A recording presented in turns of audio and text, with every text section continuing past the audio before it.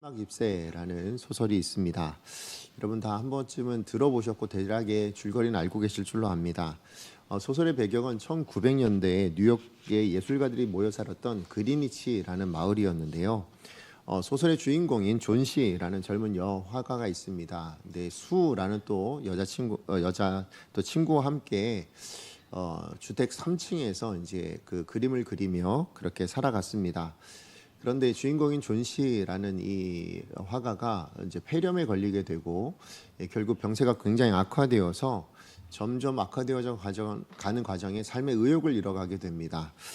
특별히 존 씨는 자기가 누워 있는 그 창밖에 담장 넝쿨에 있는 잎사귀들을 바라보면서 그 잎사귀 수를 세며 저 마지막 잎이 하나 떨어지면 결국 나도 죽는다. 라는 식의 이야기를 친구 수에게 병건하고 있는 수에게 이야기를 합니다. 무슨 얘기냐면 완전한 삶의 의지를 이제 잃어버릴 위기에 놓이고 생명을 잃어버릴 위기에 놓인 겁니다. 이런 이야기를 들은 수는 존 씨를 위해서 창문의 커튼을 그냥 닫아버립니다. 그리고는 이제 아래층에 살고 있던 술준정뱅이였고 또 노년 화가였던 베이먼이라는 화가에게 찾아가서 하소연을 합니다. 이러이러하다 내 친구가라고 이야기를 해요. 정말 답답한 신경을 이야기합니다. 베이먼이라는 이 화가는 아래층에 살고 있는 사람이었는데 평생 그림을 그렸지만 사람들에게 인정받을 만한 작품은 남기지 못했습니다. 그러다 보니 늘 술만 먹으면 언젠가 나도 모든 사람들이 인정할 만한 그런 작품 하나 걸작을 남기겠다 늘 큰소리치던 그런 노년의 화가였습니다. 어쨌든 그날 밤에 이 그린시 마을에 폭풍이 불어오기 시작했습니다. 밤새도록 폭풍이 불어오는데 그 폭풍 소리를 이제 들은 존 씨는 오늘이 내 인생의 끝일 수도 있겠구나라는 생각을 합니다. 왜 그랬을까요? 담장이 덩굴에 있는 모든 잎이 다 떨어졌을 거다라고 생각을 하게 된 겁니다. 모든 잎이 떨어지면 죽을 거라 생각했으니 오늘이 내 인생의 끝일까 보다라고 생각을 했던 것 같아요. 어쨌든 존 씨는 그래서 이제 수에게 커튼을 좀 열어달라라고 그렇게 이야기를 합니다. 근데 수가 커튼을 열고 싶었을까요? 그러지 않겠죠. 친구 입장에서는 담쟁이 덩굴이 다 떨어졌을 테니 그러면 이제 죽겠다 할 테니 자 죽으면 어떡합니까? 열고 싶지 않았는데 존 씨가 워낙 강경하게 열어달라 부탁을 하니까 결국 열었습니다. 열었는데 뜻밖의 그 담쟁이 덩굴에 잎이 하나가 여전히 남아 있는 겁니다. 그리고 그 잎이 하루가 지나고 이틀이 지나도 떨어지지 않는 겁니다. 그 잎을 보며 존 씨는 이제 삶의 의지와 또 희망을 얻게 되어지고 결국 그로 인해서 병세가 나아지고 회복하게 되어지죠. 자, 그런데 알고 보니 뭐예요? 그 잎사귀는 진짜가 아니었다라는 거죠. 어떤 일이 있었는가 보니 폭풍이 불던 그날 밤에 아래층에 살던 술주정뱅이 노년화가 베이먼이 그 폭풍을 밤새도록 맞으면서 마지막 잎새 하나를 그려 놓았던 겁니다. 존 씨가 바라보이는 그 담쟁이 덩굴까지 사대를 놓고 올라가서 그렇게 그린 거죠. 그런데 문제는 그 베이먼이라는 화가가 결국 그 일로 인해서 폐렴을 앓게 되어지고 병원에서 죽음을 맞이하고 맙니다. 제가 이 책을 저도 이제 어렸을 때 읽어봤었는데 아마 그런 생각 해봤습니다. 존 씨에게 이 마지막 잎새라는 이 그림 하나 있잖아요. 어떻게 보면 사실 덩굴은 없어져도 그 잎새는 남아 있을 거잖아요. 그 따지고 보면 그 잎새는 어떤 거였을까라는 거죠. 단순한 그림이었을까? 그러지 않다라고 생각합니다. 자신을 위해 희생한 한 어른의 숭고한 사랑이 담겨져 있는 위대한 걸작으로 분명히 존 씨라는 여인이 진짜 생존하고 그 담쟁이 덩굴의 잎이 진짜로 있는 거였다면 아마 그렇게 여겨졌을 거라 생각합니다. 그리고 존 씨에게 있어서는 그 잎사귀야말로 뭡니까? 어떤 상황 가운데서도 내게 또 다른 삶을 허락해 준 거잖아요. 그러므로 내게 주어진 삶의 모든 자리에서 정말로 감사하고 또 담대하게 매일매일을 살아내야 될 이유가 되었을 것이다 라고 생각을 합니다. 저는 바로 이것이 오늘 우리 본문 안에 사도행전 28장에 담겨놓은 하나님 아버지의 마음이다 라고 생각이 되어집니다. 무슨 얘기냐면 베이먼이라는 화가가 존 씨를 위해서 벽에 잎새를 밤새도록 그려놓은 것처럼 우리 하나님 아버지께서는 오늘 본문의 사도 바울의 사명을 위해서 그의 인생을 위해서 그의 삶에 필요한 모든 것들을 하나하나 세심하게 예비해 주시는 그런 하나님이신 것을 보여주고 있기 때문에 그렇습니다.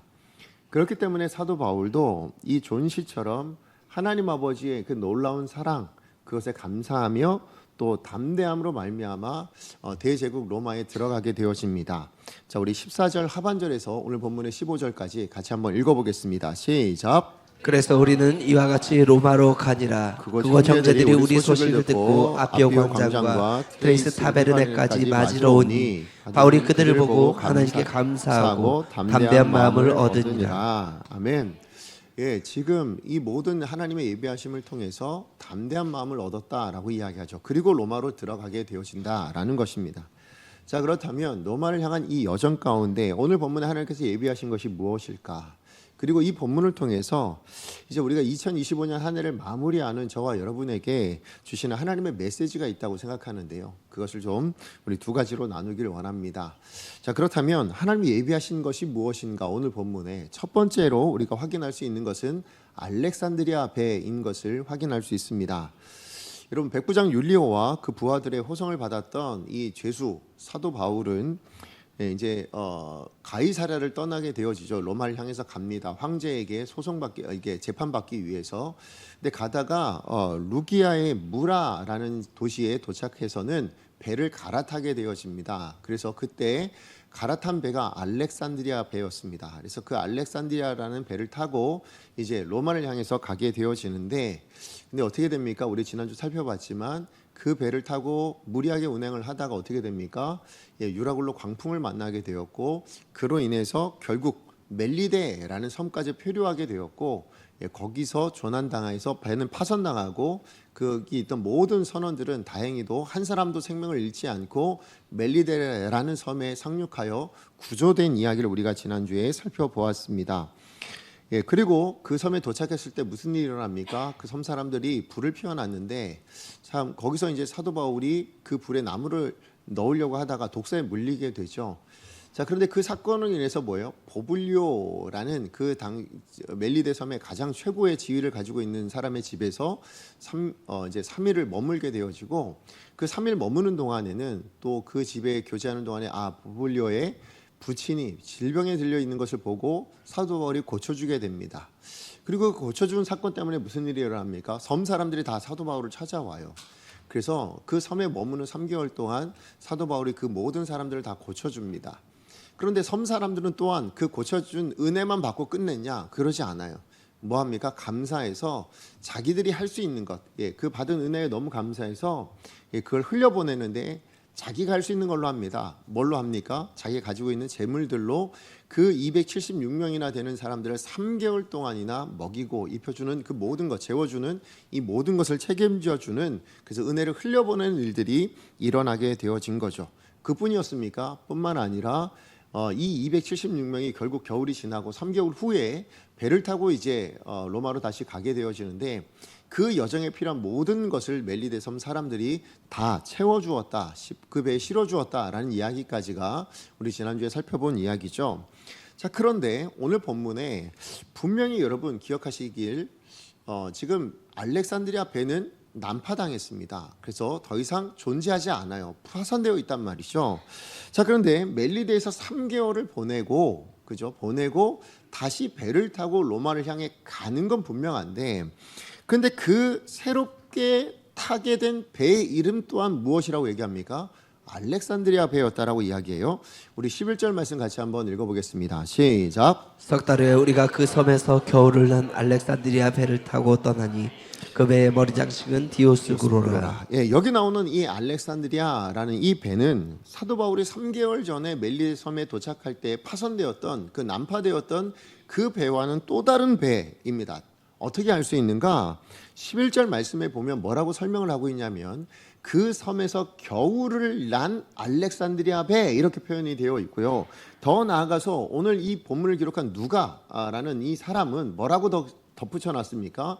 그 배에는 머리 장식이 더 있었대요. 그죠? 뱃머리 좌우로 머리 장식이 있었는데 그게 뭐냐면 디오스그로라고 하는 그런 머리 장식이 더 있었다라고 이야기를 합니다. 여러분, 여기 나오는 이 디오스그로라는 이 말의 의미는 뭐냐면 그 당시 로마 사람들이 믿고 있던 제우스라는 신화 있잖아요. 그 제우스의 쌍둥이 아들을 의미합니다. 자, 그런데 이 쌍둥이 아들이 여러분 굉장히 우애 있게 지냈던 것 같아요. 그래서 이 제우스가 그 쌍둥이 아들들의 우애를 깊이 이렇게 생각하고 좀 기념했으면 좋겠다 해가지고 뭐 하냐면 이 두 아들을 하늘의 별자리로 만듭니다. 그래서 우리가 알고 있는 쌍둥이 자리가 있는 거예요. 자, 그런데 그 쌍둥이 아들들의 모형을 배 좌우로 이렇게 모형처럼 만들어 놓은 겁니다. 왜 그랬냐면 이 쌍둥이 자리가 항해자들에게 있어서는, 그 당시 항해자들에게 있어서는 수호신이라 여겼습니다. 왜냐하면 그 배의 쌍둥이 자리로 인해서 항해를 잘 할 수 있다라고 여겼거든요. 그렇기 때문에 좌우에 이 디오스그로라는 쌍둥이 형제의 모형들을 좌우로 이렇게 새기는 배들이 있었다라는 것이죠. 자, 그런데 오늘 우리가 처음 사도 바울이 탔던 그 알렉산드리아 배에는 그 어떤 설명도 없었는데요. 특별히 오늘 본문의 두 번째, 이제 3개월 지나고 겨울을 다 지내고 난 다음에 로마를 향한 또 다른 배였던 이 알렉산드리아 배는 지금 누가가 뭘 설명합니까? 그 이전 것과 다른 배였다라는 걸 설명하기 위해서 이 배에는 디오스그로라는 장식이 있는 배였습니다라는 것을 친절하게 설명해 주고 있었다라는 것이죠. 자, 그런데 어쨌든 그 알렉산드리아 배는 어떤 배였다고요? 멜리데 섬에서 겨울을 난 배였다. 3개월 동안 그 배 거기에 머물러 있었던 배였다라는 것을 알려주고 있습니다. 무슨 얘기냐면 사도 바울이 처음 승선했던 그 알렉산드리아 배, 그 과거의 배는 겨울철이 지금 항해 금지라는 조치가 일어날 때가 되었음에도 불구하고 무리하게 항해를 시작했다가 유라굴로 강풍을 만나서 완전히 자초되고 난파되어 버린 것 아닙니까? 그런데 또 다른 이 알렉산드리아 배는 뭡니까? 지중해를 항해하다가 항해 금지될 만한 겨울철이 다가오고 있는 겁니다. 그랬을 때 어떻게 해요? 항해를 멈췄다라는 거죠. 그리고는 멜리데라는 그 섬에 정박하게 되었다라는 것입니다. 그리고 거기서 3개월을 보냈다라는 거예요. 겨울이라는 것을. 근데 사실 참 감사한 것은 원래 그 멜리데, 우리가 지난번 한번 지도를 보셔서 좀 이따도 보여드리겠지만 로마 그 이탈리아 반도에서 얼마 멀지 않는 곳이거든요. 따지고 보면 지중해 전체로 보자면. 그럼에도 불구하고 항해를 멈춰요. 왜요? 그게 더 안전하다 여겼기 때문이겠죠. 자, 그런데 그 멜리데 섬이 크지도 않은 섬이에요. 지금 사실 원래 과거의 알렉산드리아 배에 있는 선장과 이 사람들이 원래는 그 미항이라는 곳에서 떠나서 다른 베닉스라는 항구로 옮기려고 처음에 출발한 거잖아요. 왜요? 항구가 작아서였거든요. 자, 그런데 멜리데 섬은요, 아예 섬이 완전히 작은 섬이에요. 항구가 얼마나 클까요? 크지 않겠죠. 그럼에도 불구하고 거기에 정박했던 것, 참 지혜로운 사람이었던 것 같습니다. 어쨌든 거기에 미리 정박했다라는 것이죠. 자, 그런데 이것이 우리 세상적인 관점, 사람적인 관점에서 보면 그 선장이 참 지혜로운 사람이네, 이렇게 여겨질 수 있을지 모르겠지만, 그러나 우리가 하나님의 시각에서, 우리 믿음의 시각에서 한번 본다면 어떻게 이야기할 수 있을까요? 그 배는요, 하나님께서 이 사도 바울이 멜리데 섬에 도착하기도 전에 뭐 한 겁니까?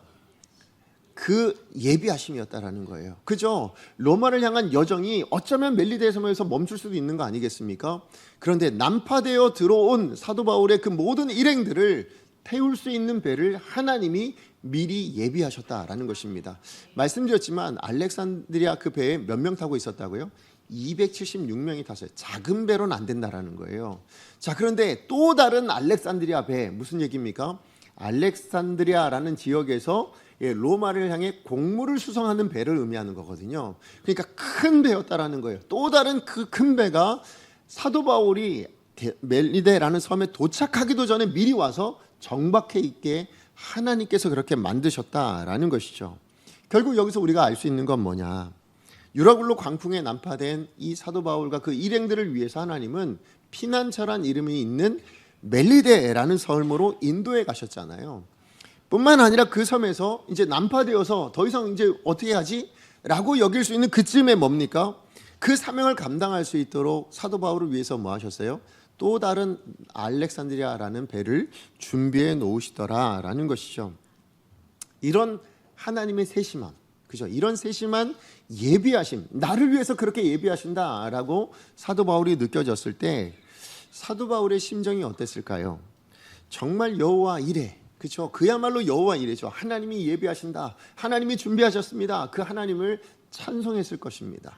아니, 더 나아가서 제가 만약에 그 시대의 사도 바울이었다면 구약의 어떤 시편들 가지고 노래했고 지금은 CCM이라는 우리가 찬송가 다 있지만 그 당시에는 거의 찬양이 시편이었거든요. 그래서 제가 한번 생각해봤어요. 어떤 시편으로 하나님을 노래할까라고 생각했더니 떠오른 게 시편 23편이었습니다.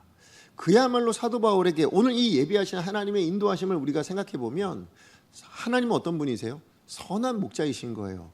그래서 사도 바울에게 뭐예요? 쉴만한 물가로 그 피난처로 인도해 주시는 하나님이시잖아요. 그죠? 그리고 거기까지 인도해 가시는 그의 의의 길로 인도해 주시는 그야말로 사도 바울을 위해 목자가 되어주신 분이실 뿐만 아니라 사망의 음침한 골짜기 같은 정말 내가 이거 어떻게 해결해야 될지 모를 그런 문제를 만났을 때도 뭡니까? 두려워하지 않을 수 있도록 하나님과 함께해 주시는 그런 하나님, 그 하나님을 노래하지 않았을까? 시편 23편 어떻게 노래했는지는 모르겠지만 정말 그렇게 아름답게 노래를 불렀을 거다 생각이 되어집니다. 제가 이 말씀을 묵상하며 오늘 본문을 묵상할 때에 사실 우리 인생은 어떤가라고 생각해 보니 사실 눈에 쥐어진 것이 없을 때, 내 손에 쥐어진 것이 없을 때 어떻게 됩니까? 우린 두려워하게 됩니다. 사도 바울의 입장에서 보면 로마로 가야 되는데 배가 없어요. 그럼 어떻게 돼요? 두려워질 수 있다라는 거죠. 로마에 가서 복음 전가해야 되는데 권세가 없어요. 죄수의 신분으로 가야 한단 말이죠. 능력이 없어요. 어떻게 합니까? 두려울 수밖에 없다라는 것입니다. 자, 그런데 여러분 우리가 기억해야 될 건 뭐냐면 당장 내 손에 쥐어진 것이 없다 할지라도 아니 어떤 세상이 누구의 손에도 쥐어질 수 없는 그런 하나님이 나와 함께 하신다라는 것을 여러분 믿으시기 바랍니다. 우리 하나님은 무한하신 하나님이시잖아요. 영원하신 하나님이시잖아요. 전능하신 하나님이시잖아요. 그 하나님 우리 손에 쥐어지겠습니까? 아니지요. 쥐어질 수 없는 것입니다. 그러나 그 하나님은 우리와 함께 하시는 하나님이시다라는 것이죠. 우리와 함께 하시기 위해서 우리와 온전히 하나 되시기 위해서 예수 그리스도를 십자가에 내어주신 분 그분이 우리 하나님이십니다.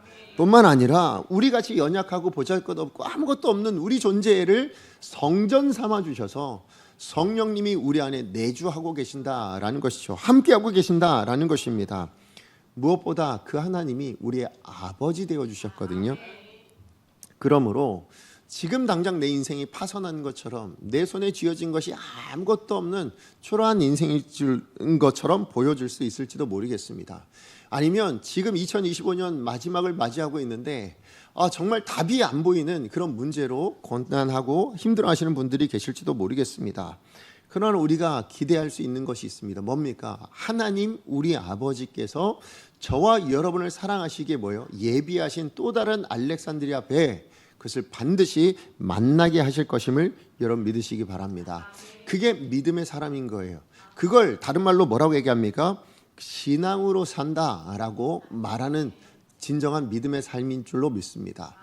그렇게 하나님의 예배하심을 기대하며 소망하며 여러분 다가올 2026년을 그렇게 기대하시면 어떨까요? 지금 당장 내 눈에 지금 내 처지로 보자면 내 손에 쥐어진 것이 없을 수도 있습니다. 아니 답이 안 보이는 문제 때문에 2026년 다가오는 것도 막막할 수 있을지 모르겠습니다. 그런데 하나님의 예배하심이 있다는 거예요. 하나님은 이미도 뭐예요? 내가 그 2026년을 맞이하기도 전에 뭐 하신 겁니까? 미리 예비하신 알렉산드리아 배가 있는 것처럼 그렇게 예비하심이 있다는 것을 믿는 것이 하나님께서 우리에게 요구하시는 부분임을 여러분께서 기억하셨으면 좋겠습니다. 자, 그런가 하면 오늘 본문을 통해서 하나님이 예비하신 것 두 번째가 무엇이 있는가 보니까 형제들을 예비하셨습니다. 지도를 한번 띄워주시면 저거 한번 보신 적 있으시죠? 지금 저 지도의 왼쪽 부분에 보시면 여러분 왼쪽이시죠? 보시면 저 맨 아래에 그 조그만 섬 하나가 멜리데라는 섬입니다.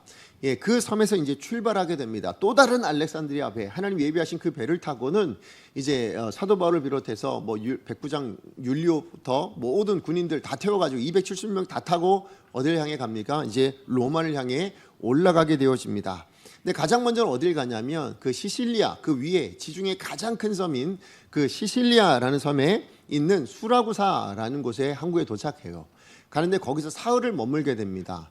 그리고는 거기서 또 머물고 이후에 또 출발을 해서는 드디어 로마 그 반도 이탈리아 반도가 보이죠. 최남단의 위치에 있는 그 레기온이라는 곳에 도착을 하게 되어집니다. 그리고는 하루 만에 이제 여러분 또 이제 출발해서 이제 올라가게 되어지는데 왜 그렇게 자꾸 머무냐면 한 번에 가도 될 것 같은데 로마가 그렇게 바쁘면 한 번에 가도 될 것 같은데 왜 그랬냐? 여러분 기억하시죠? 배는 뭐 타고 뭐 어떤 힘으로 가요? 바람의 힘을 입어서 간다고 말씀을 드렸어요. 그러니까 지금 뭐냐면 겨울철이 지났는데 아직도 뭐예요? 북풍이 자꾸 불어오고 있는 때였던 것 같아요. 예, 그러니까 올라가지 못하고 자꾸 멈추게 되고 멈추게 되었다라는 것이죠. 자, 그런데 이 레기온에 머물렀을 때 그 다음날 하루 지냈을 때 무슨 일이 일어나냐면 남풍이 불어왔다라는 거예요. 남쪽에서 위로 올라오는 그 바람이 불어지기 시작했다라는 거죠. 그래서 뭐예요? 이제 출발을 해서 드디어 어디까지 가게 됩니까? 이탈리아 반도의 중앙쯤에 있는 어떻게 보면 로마의 외항이라고 불려지는 보디올이라는 항구에 도착을 하게 됩니다. 드디어 뭐예요? 사도 바울이 로마라는 곳의 지역에 뭐예요? 이탈리아 반도에 발을 딛게 되어진 겁니다. 사실 사도 바울은 3차에 걸쳐서 수많은 지역을 전도여행을 떠났지만 이탈리아 그 로마에는 한 번도 가본 적이 없는 사람이에요. 근데 드디어 이제 로마에 도착을 하게 되어진 겁니다. 자, 그런데 사도 바울이 보디올에 도착하자마자 보디올에 있는 그리스도인 형제들이 있었대요. 예, 그 지역에 있는 형제들이 있었답니다. 예, 그래서 그 사람들을 만나게 되어졌고 보디올에 있는 이 성도들은 사도 바울과 누가를 비롯해서 아리스타고까지 그 모든 사람들 일행을 만나자마자 그냥 인사만 나누고 어우 반갑습니다. 어떻게 오셨습니까? 사도 바울이세요? 어우 감사합니다 하고 뭐 이렇게 인사만 하고 올려보낸 것이 아니라 일주일을 청해서 같이 머물게 되었다라고 이야기를 하게 됩니다. 사실 근데 여기서 우리가 이해되지 않는 건 성경이 이야기하지 않으니까 잘 몰라요. 뭐냐면 죄수잖아요, 죄수. 그죠? 그냥 자유인의 신분으로 지금 와서 자기가 제 일정을 자기 마음대로 조정할 수 있는 게 아니잖아요. 죄수면 뭐예요? 그냥 백부장 율리오가 가자 그러면 어떻게 돼요? 가야 되는 인생이잖아요. 그런데 죄수의 신분으로 어떻게 가능했는지 모르지만 지금 성경이 이야기하니까 몰라요. 그런데 일주일을 머물렀다라는 거예요. 그 보디올에 있는 그 성도들과 함께 그 형제들과 함께 지금 일주일을 머물게 되었다. 그러면 하나 확실한 건 뭡니까? 백부장 율리오가 무슨 이유인지 모르지만 허락해줬다라는 거죠. 허락하지 않고는 일주일 동안 머물 수가 없으니까요. 자, 그렇다면 반대로 이 보디올에 있는 이 성도들, 이 하나님의 사람들, 이 형제라 불리는 사람들은 사도 바울과 그 일행을 만나자마자 그냥 인사하고 보내도 될 것 같은데 왜 일주일 동안이나 그 사람들과 함께 있기를 원했을까요? 제가 이제 자료를 좀 찾아보니까 많은 학자들이 그 이유에 대해서 이렇게 이야기합니다. 뭐냐면 사도 바울이 3차 전도여행 중에 고린도라는 지역에 머물 때에 로마에도 성도가 있다라는 이야기를 듣게 됩니다. 로마에 자기가 복음을 전하지 않았는데도 거기에 교회가 세워졌다라는 소식을 듣게 돼요. 자, 그런데 거기에 세워진 교회 이방인 교회잖아요. 분명한 건. 근데 이 이방인 교회가 복음에 대해서 제대로 알까요? 하나님 말씀에 대해서 제대로 알까요? 잘 알지 못할 거라 생각해서 너무 안타까운 마음에 장문의 편지를 보냅니다. 그래서 예수 그리스도가 누구이신지, 복음이 무엇인지, 그리고 그 말씀에 담겨져 있는 은혜와 율법이 어떻게 다른지에 대해서 각각의 정말 그 성도들을 위한 내용을 빼곡히 채워가지고 그렇게 장문의 편지를 보내요. 그 편지가 뭘까요? 로마서입니다. 우리가 읽고 있는 신약 성경이 로마서인 거예요. 그 로마에 있는 성도들 위해 쓴 사도 바울의 편지거든요. 자, 근데 이 편지를 받아봤을 때 로마 성도들은 어떤 마음이었을까요? 야, 복음이 이런 거였어? 우리도 지금 이 시대에도 뭡니까? 로마서 하면 복음의 정수라고 여기거든요.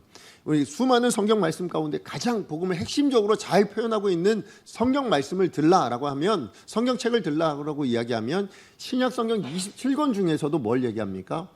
로마서를 이야기할 정도거든요. 그러니 이 처음 독자였던 이 사람들이, 그 로마의 성도들이 이 말씀을 처음 받아봤을 때 얼마나 놀랬겠습니까? 야, 이게 복음이었구나. 이게 말씀과 율법의 차이였구나. 야, 정말 예수 그리스도의 십자가의 은혜가 무엇인가를 분명히 깨닫게 되었을 겁니다. 그런데 깨닫기만 하고 그래 로마에 있는 성도들만 봤냐? 그러지 않았다라는 거죠. 그걸 다 필사해가지고 어떻게 하냐면 그 이탈리아에 있는 모든 지역마다 다 보냈던 것 같아요. 그래서 그 편지를 다 둘러 같이 읽게 되었다라는 것이죠. 자, 그러니 그 편지를 이미 알고 있는 이 보디올 성도들에게 있어서 그 로마서를 기록한 저자가 지금 온 거예요. 자, 그러니 얼마나 감사한 마음도 있었을 거고, 또 그 로마서 읽을 때, 여러분들 로마서 읽을 때 한 번에 이해가 되세요? 그러지 않잖아요. 그죠? 예, 아무리 열심히 읽고 해석하고 뭐 공부를 해도 내가 이해한 것이 맞는지 아니면 이건 뭘 이야기하는지 어떤 의미인지 궁금한 것들이 얼마나 많았겠습니까? 자, 그러니 저자인 사도 바울이 왔다고 이야기하니 예, 제가 이렇게 이 말씀을 읽고 이런 은혜를 받았고요. 이 말씀을 읽었는데 이런 부분이 궁금하고요. 이 말씀에 요거는 어떻게 왜 이렇게 말씀하신 건지 알고 싶습니다. 뭐 이렇게 하며 서로 예배하고 서로 교제하고 그런 시간들을 갖지 않았을까요? 그러니 그 편지의 독자인 이 사도 바울을 만난 보디올 성도들도 행복하고 그죠? 얼마나 기뻤겠습니까? 얼마나 감사했겠습니까? 그런데 더 감사한 사람이 있었습니다. 누굴까요? 사도 바울이었을 겁니다. 왜요? 제가 설교자잖아요. 근데 설교자로서 진짜 감사한 게 뭐냐면 성도들이 그 말씀을 너무 궁금해하고 그래서 이게 어떤 의미입니까? 이게 어떤 뜻일까요? 그것에 대해서 기뻐하고 그 말씀을 깨달았을 때 막 행복해하고 이런 것을 만약에 제가 경험하게 된다면 설교자로서 그것만큼 기쁜 게 없거든요. 그것만큼 행복한 게 없거든요. 자, 그러니 사도 바울이 이 보디올 성도들을 만났을 때 복음서 이 로마서 이 말씀이 이런 거였군요. 이런 뜻이 있었군요. 이렇게 놀라운 것을 너무 감사합니다. 이런 반응들과 함께 예배하고 같이 교제를 나눴을 때 말씀을 듣고 있는 성도들을 봤을 때 사도 바울이 얼마나 감사했겠습니까? 자, 그런데 사도 바울이 정말 감사한 보디올 성도들과 마냥 영원히 있을 수는 없었겠죠. 이 자리가 좋사오니 여기서 같이 있고 싶습니다 할 수는 없었어요. 왜요? 죄수였기 때문에. 결국 이 백부장 율리오도 더 이상 지체할 수는 없었던 것 같습니다. 자, 그러니까 일주일이 지나고 나서 어떻게 합니까?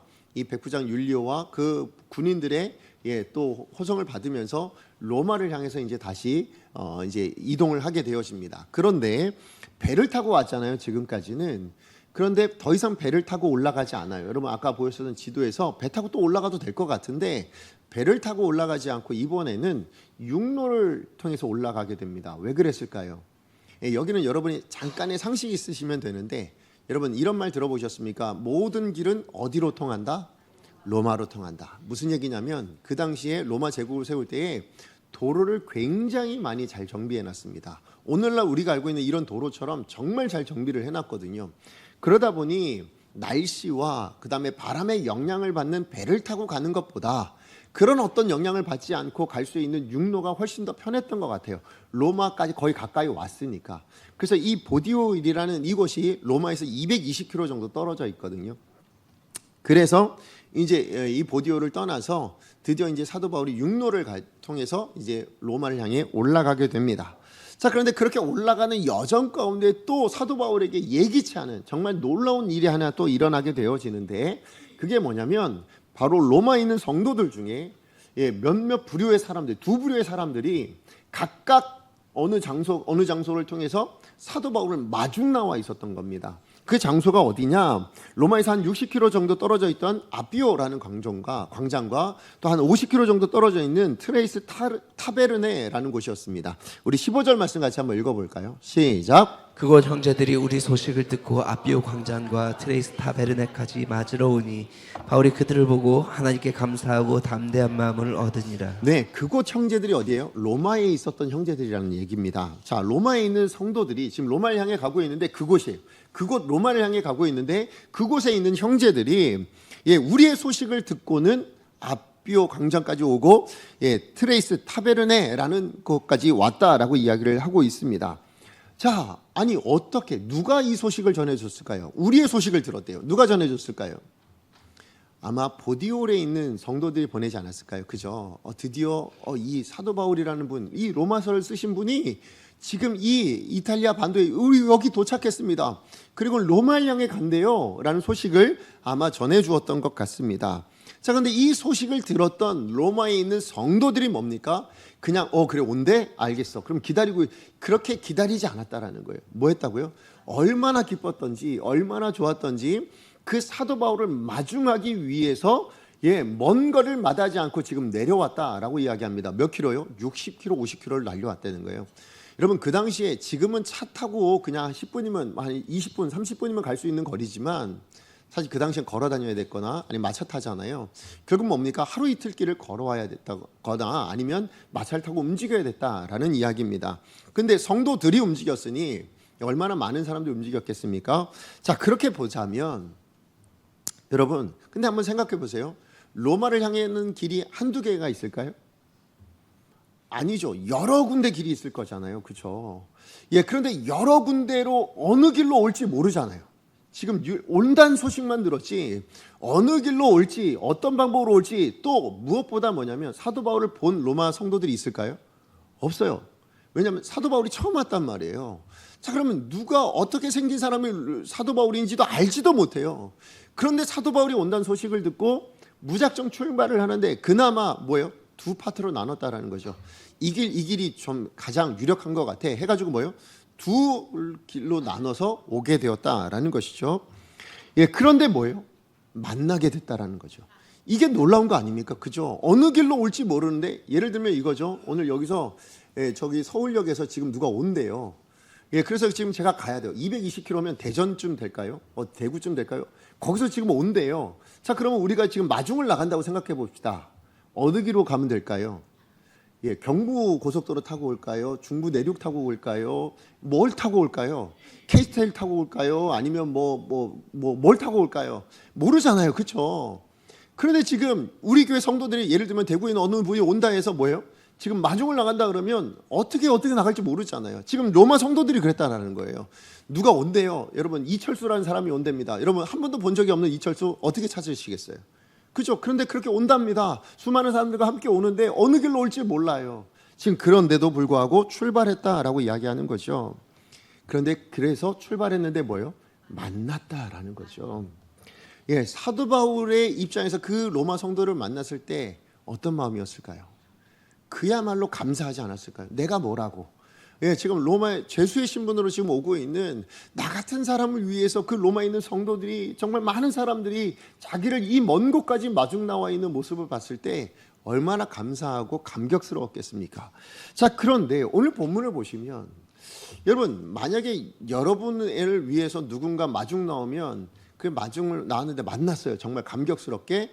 그러면 누구에게 감사하시겠어요?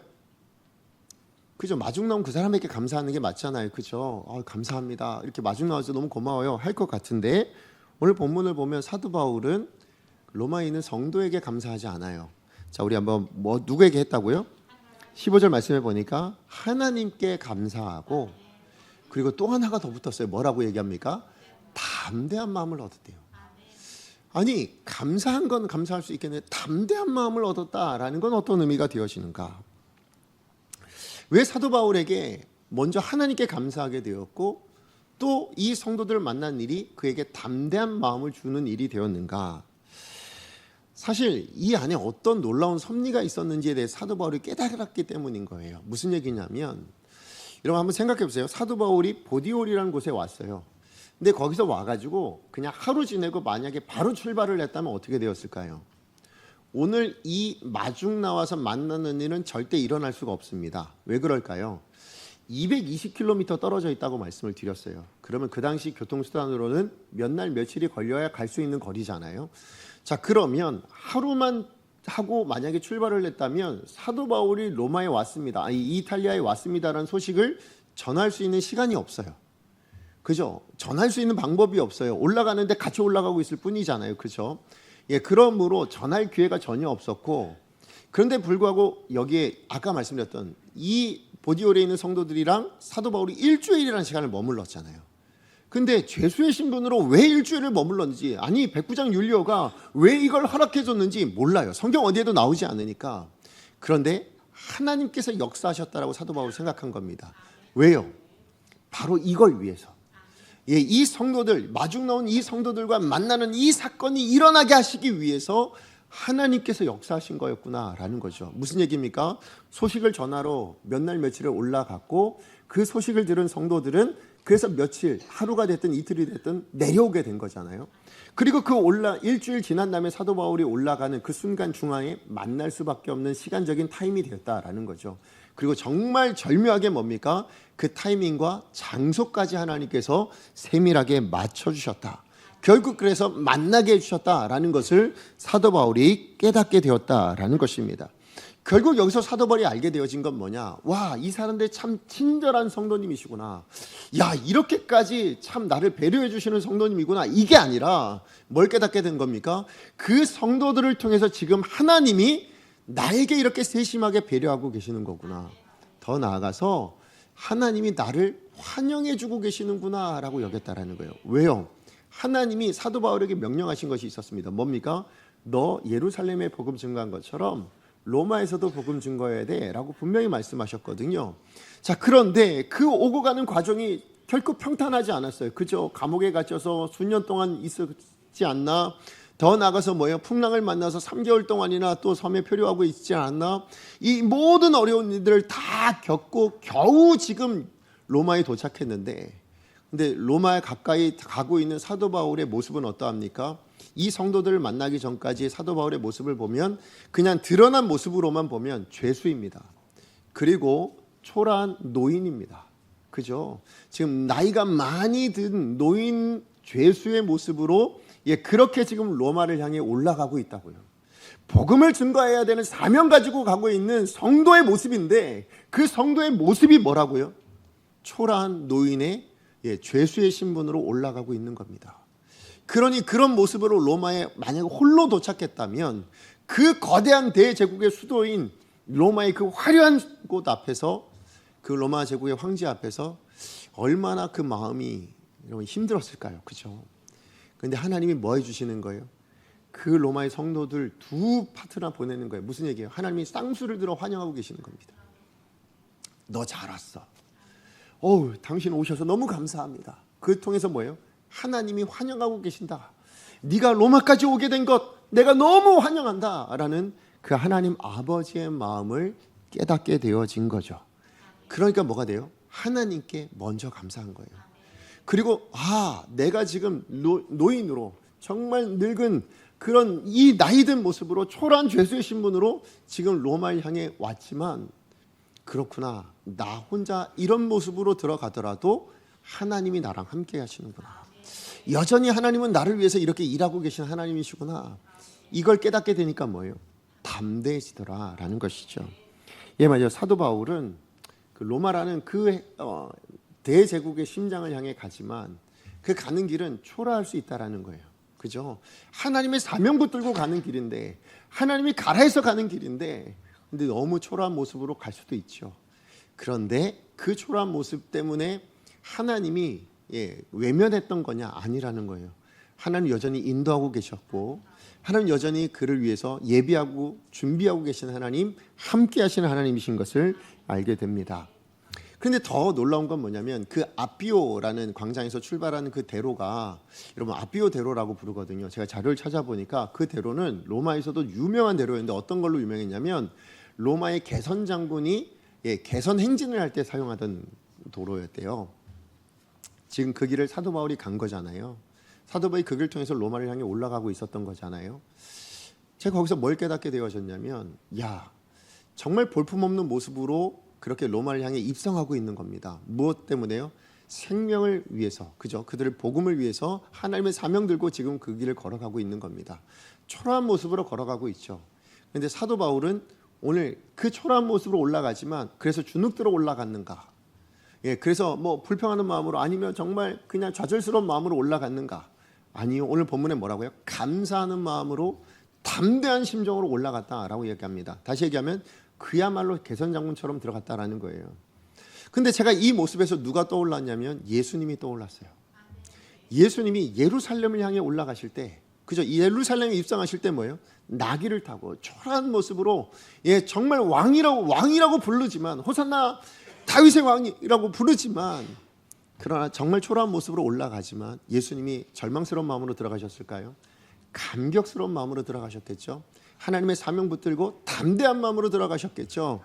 오늘 사도 바울이 동일하게 그렇게 예수님처럼 들어가고 있더라라는 것이죠. 이것을 통해서 하나님이 이렇게까지 예비하시는 분이셨구나라는 겁니다. 말씀의 결론을 맺습니다. 사도 바울이 로마 향해 올라가는 이 길에 담대함을 얻었다라고 이야기합니다. 근데 사실 로마로 가면 어떤 일이 일어날지 몰라요. 왜냐? 그 당시에 로마의 황제가 누구였냐면 네로 황제였습니다. 여러분, 네로 황제가 어떤 황제인지 아시죠? 초대교회의 성도들을 가장 잔혹하게 학대하고 박해했던 가장 대표적인 왕들라고 이야기하면 그가 바로 네로거든요. 근데 이 네로에게 지금 재판을 받아야 되고, 심지어는 그래서 뭐예요? 실제로는 순교가 당하게 되어지죠. 그럼에도 불구하고 이 로마, 어떤 일이 일어날지 모르고 그냥 깜깜해요. 앞으로 내가 무슨 일이 일어날지 알지 못하는 곳입니다. 그리고 그런 곳을 들어가야 되는데 난 지금 가진 게 아무것도 없어요. 그렇죠? 죄수의 신분으로 그냥 초라한 늙은 모습으로 그렇게 지금 들어가고 있는 상황입니다. 그럼에도 불구하고 사도 바울은 이 로마를 앞두고도 두려워하지 않고, 낙심하지 않고, 절망하지 않고, 좌절하지 않고, 답답해하지 않고 담대한 마음으로 감사함으로 들어갈 수 있었다라고 이야기합니다. 그 이유가 무엇이었을까요? 무엇 때문입니까? 지금 나와 함께 하시는 그 예비해 주신 알렉산드리아 배도 있었고, 뿐만 아니라 지금 이 동역자도 있으니까 그래서 담대한 걸까요? 저는 그렇지 않다고 생각합니다. 만약에 바울의 담대함이 여기서 나왔더라면, 여러분, 그러면 그 형제가 없어지면 어떻게 될까요? 또다시 두려워질 수밖에 없잖아요. 감사 다시 잃어버릴 수밖에 없는 거 아닙니까? 아니면 사도 바울이 어떤 권세가 있어서 그럴까요? 저는 그렇지 않다고 생각합니다. 죄수의 신분으로 들어가는데요. 초라한 모습으로 그냥 들어가고 있는데요.